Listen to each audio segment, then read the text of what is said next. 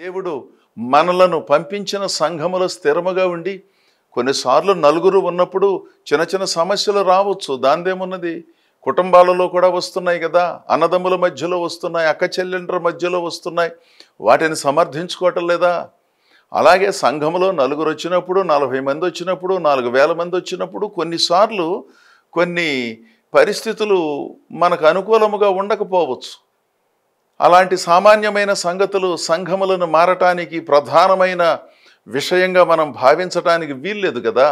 ఒకవేళ సంఘాన్ని మారాలి అంటే సిద్ధాంతపరమైన సంగతులలో అక్కడున్న నాయకత్వం వేరుగా వ్యవహరించటం, దైవ సంబంధితమైన సంగతులను సరిగా బోధించకపోవటం, వ్యక్తిగతంగా పవిత్రమైన జీవితాలను జీవించకుండా అదుపు తప్పినట్లుగా వ్యవహరించినప్పుడు తప్పదు, మరి వేరే సంఘానికి వెళ్ళవలసిన అవసరత ఉన్నది.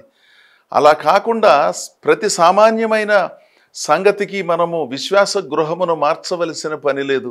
నియమ ప్రకారము పోరాడకుంటే కిరీటము దొరకదు. ఈ సంగతిని గుర్తించాలి. పందెపు రంగములో పరిగెత్తేవారు చాలా పద్ధతిగాను నిబద్ధతగాను మితముగాను ఉండాలి. అప్పుడే దేవుని ఆశీర్వాదాలు మనకు లభిస్తాయి, ఆధ్యాత్మికంగాను భౌతికంగాను. దేవుడు మిమ్మల్ని ఆశీర్వదించాలి అంటే ప్రార్థనలు చేయటం, ప్రార్థనలు కోరటం గొప్ప సంగతే.